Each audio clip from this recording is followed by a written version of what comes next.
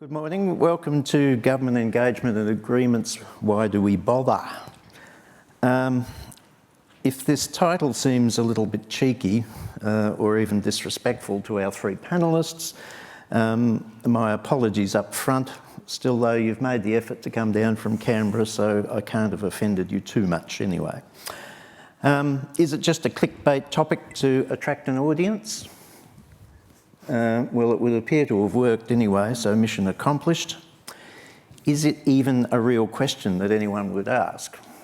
I've been dealing with government agencies for the vast majority of my 35 years at NATA, and my experience suggests that it is, because indeed it's a question I have been asked. If I'm at a function or a conference like this, there are two typical reactions when I'm asked what I do, and I respond, I work in government relations for NATA. The most common reaction is to glaze over and, particularly if it's a function, to look for the nearest drinks waiter or head for the bar. The other reaction, which is less common but is the one that sort of gets me a little bit miffed, is to look disapprovingly and ask, why on earth would you do that? Now, whether that's because if they know NATA, they think, why does NATA have a role in talking to government? It might be because some people are a little bit, antagonistic towards government. But in short, there is a really good reason. One of the pillars of NATA's creation was to deliver confidence in conformity assessment data. In 1947, we were just talking testing, for the benefit of commerce and government. And indeed, the 1947 constitution of NATA was forward-thinking enough to include a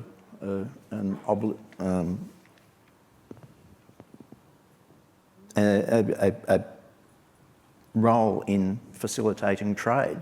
Admittedly, it was with the British Empire at the time, but that's the way things were. But it was certainly very forward-thinking. Fast forward to 2024, and the Commonwealth, we find that the Commonwealth has this year, back in February, I think it was, renewed our MOU with basically all Commonwealth government agencies and regulators for another 5 years. In addition to recognising NATA's role in the standards conformance infrastructure, it lays out 31 NATA undertakings that relate to delivering accreditation programs that are relevant to Australia's national interest and or deliver health, safety, environmental or economic benefit to all Australians. Even if there is no regulatory mandate underpinning the need for accreditation, many accredited facilities still serve or underpin government policy portfolios. And if my skills with the clicker, which helps if you push the right button. These slides that will just hopefully tick through behind me will give you an idea of the various portfolios that one or more NATA accredited services support. Again, not necessarily through anything that's regulated, but simply because industry makes use of NATA accredited facilities to make sure that they meet policy or regulatory objectives. So to achieve the undertakings, it's absolutely essential for NATA to remain across current and emerging needs. We can't be relevant without talking to government. In turn, government agencies also need the understanding of the roles of the standards and conformance infrastructure bodies. And you heard from our introductory session yesterday with the four bodies that there are all kinds of nuanced ways in which we support government objectives and policy. Not everyone in Canberra, or for that matter a state or territory government, has even heard of NATA, let alone knows how to make appropriate use of us and the other infrastructure bodies in achieving their intentions. Beyond the overarching MOU with NATA and the Commonwealth, and where a particular policy objective benefits from the use of NATA accredited conformity assessment, we sometimes enter into formal agreements with a specific agency or agencies. Most of these are memoranda of understanding, which, as you probably are aware, are non-binding, but they still discipline the relationship, and they make sure that from our perspective, if something goes wrong, we have the ability to talk to somebody appropriate and forewarn them that there's an issue. And conversely, if the agency or regulator has a problem with something that's not quite right, they get to talk to us about it. We have a couple of examples, and we'll be talking to Mary soon, but we maintain a deed with the Department of Health and Aged Care together with Services Australia, which relates to the delivery of pathology services. We also have an MOU with DAF, Agriculture, Fisheries and Forestry, covering a range of testing and inspection activities, covering animal health, food safety and biosecurity. And additionally, NATA has several agreements, as I say, with other state and territory agencies. Just a few of them listed there. Again, most of them aren't legally binding, but they keep us talking, which is the most important thing. All of these agreements that we have serve the purpose of ensuring that NATA's services remain relevant and meet the needs of our mutual stakeholders. And our mutual stakeholders vary, of course, but particularly in, say, the area of pathology, it's basically everyone in this room, and for that matter, everyone outside this room, because there's not many of us that don't have to make use of the services of pathology laboratories.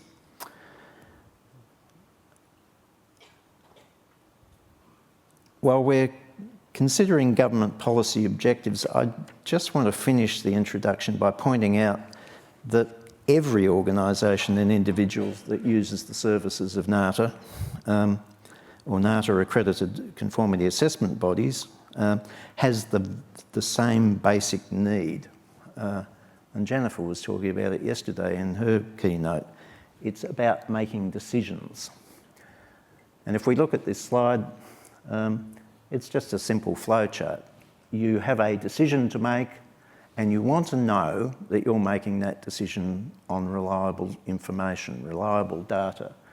So you use testing or measurement or inspection, for example, to ascertain or acquire the knowledge of the product or the service or the sample, whatever it is that you're interested in. On the basis of that data, are you confident to make a decision? So if you're a manufacturer, it might be whether you actually release a product to the market, whether you re-engineer it, or maybe if the data's not particularly encouraging, you scrap it and start again. If you're a medical practitioner, you get the results back from the pathology laboratory, and you make a decision whether to apply a course of treatment or whether to take no action for now because you're satisfied that the issue is not serious or it's under control. And making those decisions leads to a positive outcome to the market. But if you take nothing away from this little session, ultimately though, the importance is decision making and having reliable information on which to make your decisions. And At that point, I'll shut up and we'll have a chat with our panellists about how 3 Commonwealth agencies that I might mention have totally different interests in NATA, which is partly a reflection of the diversity of NATA's own activities, how they make practical use. And I'm delighted to welcome Mary Warner from Health and Aged Care, Alison Drury from Trade and International Branch at DISA, and Lachlan Bickley, Acting Branch Head, Energy Security, Crisis Response and GEMS at the Department of Climate Change, Energy, the Environment and Water, and yes, I think Lachlan has an A4 business card. Anyway, let's have a chat. Welcome. Mary, perhaps if I could start with you. We have prepped these questions, so they're not a complete surprise, but could I ask you to give us an overview of your responsibilities within your particular branch, and particularly with regard to pathology, since it's such a major part of NATA's activities, how we fit into your policy objectives, please? Thanks, John. Thanks for the opportunity to be here today. So I look after a branch in the Department of Health and Aged Care that is called Pathology and Diagnostic Imaging Branch. And essentially we're set up to manage services on Medicare for pathology and imaging. And I also have a function that looks after sort of Medicare data as well.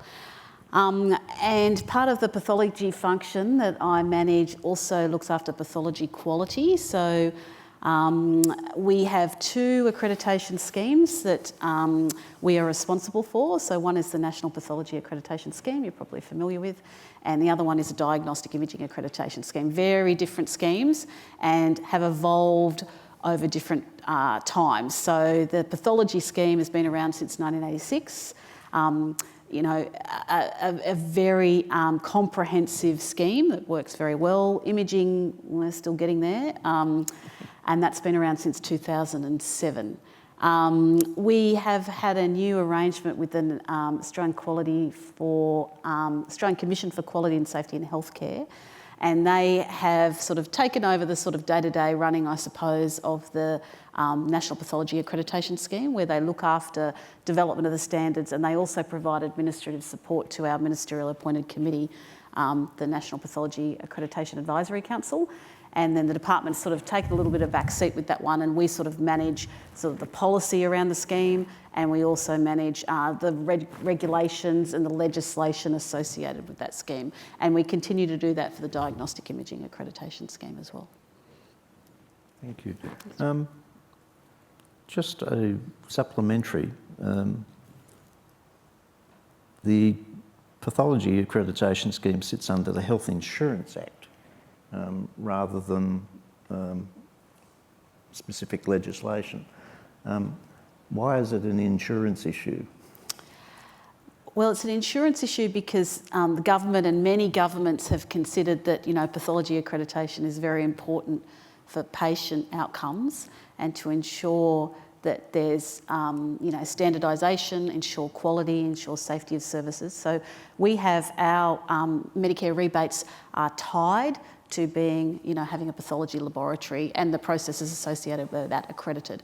So that's why it sits under the HEAD legislation, which is the Health Insurance Act, and doesn't sit under anything else.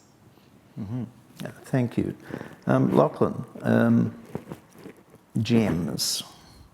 We're assuming this has nothing to do with precious stones. Could you please just sort of describe what GEMS actually looks after and you know, where and when you would look at using or requiring people to use NATA accredited laboratories? Yeah, thanks, John. And I'd echo Mary's thanks for having us here. If you don't know what GEMS is, surprise, you actually do, because you're all familiar, no doubt, with energy rating labels. So when you go to buy a new dishwasher or washing machine, you see the star label, and you maybe pay some attention to it, or maybe just look for the one that's got the nice stainless steel cover. GEMS is more than just the energy rating label, though that's a key part of it. It's broadly a energy efficiency, appliance energy efficiency program. So GEMS is part of what we call the E3 program, which is the Equipment Energy Efficiency Program, which is a joint program between the Commonwealth, the states and territories, and also New Zealand. And it's aimed at improving energy efficiency of selected appliances, and it's things like air conditioners, dishwashers, washing machines, etc., driving both energy efficiency but also reduced greenhouse emissions. Obviously, when you're looking at improving energy efficiency, that has to be based on test results, right? And so you have to be able to test the appliances to meet what we call our minimum energy performance standards. So those are baseline standards that are established, and all products supplied into the market have to meet those standards. We then test against those standards, and where the NATA accreditation and accredited labs comes in for us is at the back end in the enforcement and compliance part of the process. So we do an annual program of check testing where we pull things off the market and use a NATA accredited lab to test them to see if they are meeting the standards that they claim and that meet the minimum performance standards required. Okay, thanks. I must say, I think the GEMS regulation is probably, I haven't actually come across another regulatory framework that operates in the same manner, in that usually there's an expectation that the accreditation of, whether it be testing or measurement or inspection or something or other, is done pre-market. Yep. And that, that's the hurdle you have to overcome, and you've got it sort of after the event. Yep. What, if you like, is the philosophy about having it that way? It's honestly a volume thing. We have many more products registered under GEMS every year than we could possibly test ahead of time. So our compliance approach has to be sort of risk-based, intelligence-led, pick the most ones that have the highest risk profile and focus on those. There just simply isn't the capacity to test the hundreds, if not thousands, of new models across, I think it's 24 what we call determinations, which is the legal instrument that gives effect to the requirements. It'd just exceed the capability of testing up front, so we've really got to look at it at the back end. Okay. What actually prompts, you talk about risk and monitoring, what prompts a check test? So there can be a few different things that lead to it. Good old-fashioned tip-offs is one source. You can have somebody say, whether it's an installer or a competitor pointing out that that there's an item on the market that doesn't seem to be living up to the claim performance. And then there's also just some product categories where it is more challenging to hit the minimum standards, and therefore there's just a greater chance of products that don't quite hit the standards. So we just focus on those. Okay, and what's actually the stick if you fail a check test? So the first thing that will typically happen is a strongly worded letter from the GEMS regulator. GEMS regulator being myself, just at the moment, and then it escalates through things like undertakings and fines and so on. I think a few years ago, before my time, we have taken suppliers to court to get products removed from the market. Ultimately, your registration of a product can be cancelled, which means you're no longer entitled to supply that item into the market. Okay. Sounds like incentive to me. Alison, Trade and International branch of the department, you don't do regulation, you don't mandate accreditation for anything. So what's your interest? Yeah, thank you very much. Thanks, John, and to NATA, and thank you to all of you for your interest as well. It's really great to be here. Look, my role is Head of the Trade and International Branch at the Department of Industry, Science and Resources, and one of our sort of key functions is really thinking about, how do Australia's trade and international settings really help support the interests for which our ministers are responsible across the industry, science and resources portfolio. So in answering your question, and if you'll indulge me, I'll sort of zoom out a little bit because I really want to look at this through the context of, Australia's place in the global landscape. And I think, as many of you would be aware, even just from watching the news or seeing what's going on out there, the global context is really getting much more competitive, much more complex, and much more contested. I think that recent events like the COVID pandemic, the impact that had on, global supply chains and the challenges that posed to sort of the economic order. Equally, the sort of Russia-Ukraine crisis has had, similar effects, albeit in slightly different ways, has really drawn into very sharp relief the sort of interface between economic security and national security. And so if we're talking about sort of Australia's interests, where economics and security were previously seen as two separate pillars, I think they're now being seen very much as two sides of the same coin. So what does that mean, I guess, in terms of accreditation, in terms of the work that NATA does? And I think the answer to that is, well, actually really quite a lot. And that's why, and to sort of lean on the title of this session, that's why government bothers in terms of maintaining these really strong relationships with the Technical Infrastructure Alliance and including NATA. From the government's point of view and at a really high level, I guess, sort of our system of accreditation and conformity assessment really matters because it can provide confidence to investors into our system that we're going to need to unlock the potential of our economy into the future. It also provides confidence to consumers, and I think that's very much what my two fellow panellists have been talking to. But also, and this was something just to draw on the introductory comments that John made at the outset, it also helps to facilitate trade and really build and improve the confidence and the competitiveness of Australian products and services in international markets. So just in terms of sort of exploring those, let me just sort of step through hopefully some examples in terms of the responsibilities that the agency that I'm here to represent are really sort of responsible for. So as you may be aware, the government, but also the Department of Industry, Science and Resources is currently looking at supporting a future made in Australia. Well, what does a future made in Australia really look like? And what does that mean? Well, what we're really thinking about is, how do we position the Australian economy to be successful into the future? And that means that we're really looking to build a sovereign manufacturing, capability in areas that Australia sees itself as having comparative advantage. So that includes things like critical minerals, not just digging and shipping them, but thinking how do we value add, how do we develop sort of processing of critical minerals in Australia that we can then sell to the world. How do we build, leaning on our critical mineral capabilities, a battery manufacturing capability? How do we develop and lean on our strengths in critical technologies, quantum, AI, which I know is a huge theme for this event this week, but also robotics. And how do we, develop, also really strong capabilities in things like biotechnologies.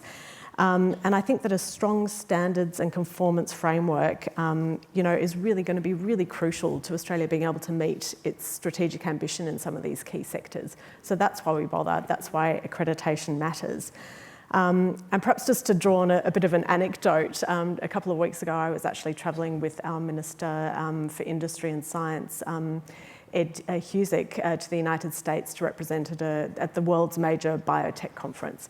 And what he was really there to do was to spruik Australia's strengths in medical science, in biotechnology, with a view to attracting the investment that's going to further unlock our ability to manufacture and develop our sort of manufacturing sector in biotechnology. And he was speaking about a number of the strengths that Australia kind of brings to the table and offers as sort of points of for success.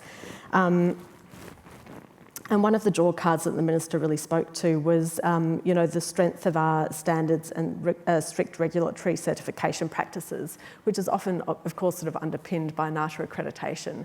And I think that that's just a really important point, and that's where it's sort of, that certainty that it provides, including to investors coming to Australia, is just so important.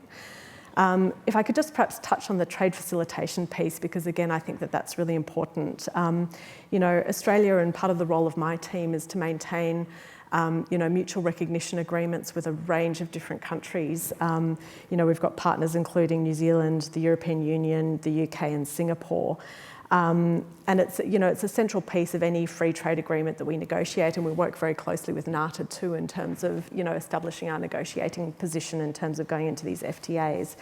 And what that mutual recognition means is that a product that's been sort of certified in one country is automatically sort of recognised in another, and it removes the need for sort of duplicate testing. And by doing that, it reduces costs for exporters and thereby sort of enhances the competitiveness of Australian exports and really sort of smooths the path, I guess, for Australian exporters into sort of international markets. So be it, accreditation by NATA or sort of certification from NATA accredited labs in coal, petrochemical testing, steel, all of these things kind of make a difference, and those mutual recognition arrangements in terms of getting Australian exports out into the market are so crucial. So, sorry, that was probably a very long way of sort of answering your question, John, but I think, really, like I say, it goes to that, the trade facilitation piece, absolutely crucial. And also that sort of certainty for investors and consumers. Thanks, Alison. You certainly haven't left anything unsaid anyway. That was quite exhaustive. No. It saves me having to sit here and think up things to ask you. So, I mean, I love it. Mary, if I could come back to you, and, as Alison's touched upon, what do you see as the biggest challenges facing the health portfolio, sort of in the short to long term, that are likely to impact on our mutual stakeholders? AI is obviously a theme. I mean, the previous presentation was on AI. We've had a couple yesterday. Everyone's bringing it up. But, there's lots of other things like workforce challenges and so forth. Yep. Thanks, John. Yeah. What's relevant to your patch? So we could probably see that, the major workforce challenge we had with our sort of accreditation programs, I suppose, was COVID. So, they stood the test of time with COVID. But I think sort of both for the pathology and imaging sectors, the sort of and we hear this all the time from, big corporate private providers, is the challenges of workforce and the challenges of geography in a big country. So, there's workforce challenges of, trying to get people to work in labs of all scientific sort of disciplines, including pathologists. So, there's a big issue about training doctors in Australia at the moment. Very hard to get pathologists to go and work in a regional area. And that's probably why we see a lot of public service provision for pathology in particular, which is quite a major competitor really in a health sector that you don't really see in anything else. So that's probably why. Geography is also a very big challenge, and another challenge that we're seeing as well, is which we're trying to deal with here in the Department of Health and Aged Care, is point of care testing, which you've probably heard of. So, the rise of technology where people will be able to get tested on the spot. And at the moment, we have sort of programs that fund this for particular patient cohorts. Indigenous populations, very, very hard to reach patients, patients who've got Hep C, that wouldn't normally just go and see their doctor or see their GP or a local GP, and need to be tested on the spot. So that's sort of another challenge of accreditation. How does that sort of testing fit in with the sort of standard testing we've got for laboratory testing at the moment? Should it be the same? Should they, have the same standards? Should it be something different? And also, how do we fund it? So that's another challenge as well. We fund, laboratory services, which is attached to Medicare rebates with an accredited lab. If we're going to have point of care testing, the government's sort of keen on it. How do we fund that through Medicare as well? So that's a major challenge. And of course, AI, as you've mentioned. We've also got some sort of challenges, I suppose, of supervision. We hear this time and time again from stakeholders of, it's very challenging to provide pathology services in particular when our Medicare items have a specific supervision requirement, because it's very hard to get, supervision in regional and remote areas. So we're sort of challenged in that way as well. Is technology, as in the ability to conduct remote consultations and do things virtually, is that sort of seen as a partial solution at least, or a way of mitigating things? Possibly. So people probably have had a telehealth appointment. So telehealth was introduced when COVID came in, essentially. And then it was wound back. So what it is at the moment, you have to have a pre-existing relationship with your doctor to have a telehealth appointment, and that generally means you have to have seen that doctor or that practice, someone in that practice in the last 12 months. But I think probably we are going to be moving there. And how we do that sort of, and it's, pathology is sort of a test-related service, I suppose, on Medicare. Diagnostic imaging, I mean, that could be all sorts of things, interventions, scans, and the rise of AI, particularly in diagnostic imaging, is very challenging because eventually the machines will be doing the reporting, taking the place of a radiologist, which we're sort of seeing a little bit in pathology as well. Okay. Lachlan. Same question, basically. Where are the challenges coming in the GEMS program? Yeah, so maybe if I sort of take a step back, because GEMS is obviously one part of an overall energy efficiency type program for the government, and energy efficiency sits in the wider context of the energy transition that the country's undergoing at the moment. There's a lot of discussion about the supply side and the need for more renewables in the energy mix, but we're not going to get to the targets that we need to get to with just supply side measures, and the demand side can have a huge impact on that as well. There's a cliched line we use within the department that the cheapest new generation is the one you don't have to build, right? So if you can get energy efficiency contributing as much as new generation, you get to targets more easily. So in that context, a program like GEMS, which is a proven energy efficiency driver and has had a lot of success over the last sort of 10 or 12 years in achieving energy efficiency outcomes, is going to be one that will inevitably be targeted for expansion, modernisation and development. It's one that I'm immensely proud to lead at the moment because it is so recognisable and so effective. But with that likely expansion is going to be a need for more evidence. The evidence base will need to be there to support it, and that's where you get back to testing, that's where you get back to accreditation. Right? If we don't have a rock solid evidence base underneath it, then it's just far too easy to challenge, and you risk undermining what is otherwise just an outstanding program. Okay. I'm keeping the eye on the clock, but can I ask you just the role of MEPS, for those that don't know, minimum energy performance standards. So the laboratory's there to basically determine the energy consumption of a product, an appliance or something or other. What's the role of MEPS as opposed to just sort of saying, this thing should use about this much energy over a year? Yeah, so we established the regime based on a MEPS, a minimum standard, a baseline would be another way of thinking about it, because it does two things. So it drives out lower performing products, so that if you as a consumer go in to buy a new washing machine, everything in that, every choice that you have has already hit a certain standard, right? And that's really important for the second part of that, which is we know everybody looks at energy rating labels, but we know that for the most part they look at that last, right? Yeah. So you walk in and the one with the shiny stainless steel cover and the delay start function or the two drawer function, whatever it is that you want, that's going to be the first thing you look at. And then you might look at energy efficiency. There will be some consumers who are led by the energy efficiency element, but for the most part, people will use that as only one minor part of their decision making.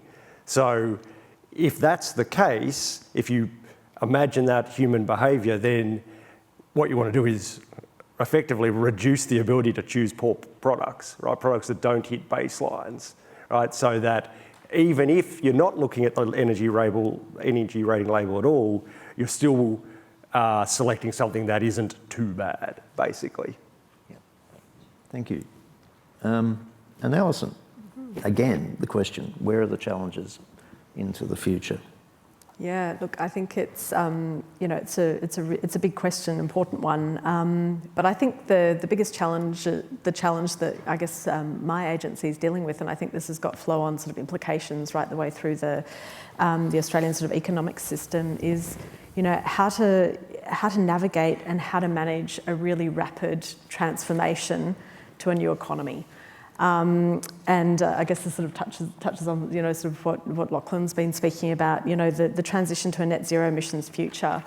How do our systems and processes respond and develop? The level of ambition is so high, the speed of change is going to be enormous. How can you give investors, consumers, the confidence to buy into this change in a way that's going to enable, I guess, government as a whole to realise its ambition. Equally, I think the emergence of sort of critical and enabling technologies, the pace of change, the level of ambition is so high. How can we make sure that our systems and processes are keeping up, with meeting these sort of challenges? So I think that the real challenge is how can our systems be more agile and be more adaptive to meet the change. One of the figures that I've heard bandied about in this space is that for Australia to manage a transition to net zero, we're going to require around 4,000 new standards, and then of course the conformity assessment needs to come in behind to back those in. Now, even just on the standard setting space, if a standard usually takes about 18 months to develop, and we've got 4,000 of these to contend with, and we're looking to achieve net zero by 2050, we're not going to get there unless we can sort of speed our processes. And of course, Standards Australia is doing some really fabulous work, in terms of trying to, develop alternate pathways to help develop standards more quickly, with a view to responding to the pace of change out there in the economy, and that's going to be absolutely crucial. I think another challenge that we're sort of really thinking about, and I think it applies to the standards and conformance system as well, is how can we work as a whole of system? How can we bring a whole of system approach to this? If we're going to be have any chance of meeting the challenge that sort of sits before us, we need to be building on the already strong levels of sort of coordination that we've got, but making sure that our systems are sort of more sophisticated, more responsive. So I mean, one of the things that I see here is a real opportunity, and government needs to be part of this to be facilitative, is how can the Technical Infrastructure Alliance continue to kind of work really closely together as a sort of whole of system approach to managing the challenges that lie before us. And there's just one other thing that I really want to sort of focus on, because I think NATA's got a really strong role to play here, is that, and actually it struck me, John, at the outset when you were sort of talking about the, NATA's charter as being established in 1947, just sort of post Second World War. I think the post-war sort of multilateral system, the rules and norms that have kind of underpinned Australia's stability and security are really under challenge at the moment. And I know that there's been a representative from the WTO here this week sort of talking about the role of the WTO in setting some of those rules and norms. The WTO as the guardian of that sort of global economic system is being increasingly challenged, and I think that there's a real opportunity for Australia here to be leaning in. How can we help try and protect, uphold that rules-based international system in a way that goes with the grain of our domestic economic interests? And here there's a really strong role for NATA, and one that we sort of really work closely with NATA on, in terms of enabling NATA to be Australia's representative in some of these multilateral organisations, including the International Laboratory Accreditation Cooperation, so ILAC, but also APEC. NATA plays in the sort of the OECD space and WTO space, and I think the challenge, as you put it, in terms of sort of Australia being able to respond to the challenges to the international rules-based system, and the opportunity to be working with NATA but others in the international system to uphold those rules, is one of the real sort of challenges but also opportunities. So thank you, I'll leave it there. Thanks, Alison. Just looking at the time, we're running a little bit short, but if I could I think we've got morning tea, haven't we, next? Please wrap. Okay. All right. He's the boss. If I could just fire one of these questions, though, if you'll forgive me, Brendan. He's my boss, so I'm supposed to do what he says, but yeah, I'm older than him. We've got some really good questions here, but and perhaps just ask one of you to answer, or if you want to disobey his instructions, you can all answer. I don't care. How does the government manage the risk of legislating outcomes that are at the edge of capability of the conformity assessment sector? Now, I mean, we sometimes run into problems where a policy decision is actually exploring areas of conformity assessment that don't even exist yet, let alone, they're not accredited. So, and I must admit I'm thinking of you, Mary, in terms of, some of the pathology areas, there's technologies and there's new demands and so forth, and you've got to weigh up, is it possible to have testing available? And, forgetting about Medicare rebates, it's just, in the health sector, I would imagine this is one of the future concerns, is that the advances in needs for healthcare and associated testing are actually sort of exceeding the existence of the capability.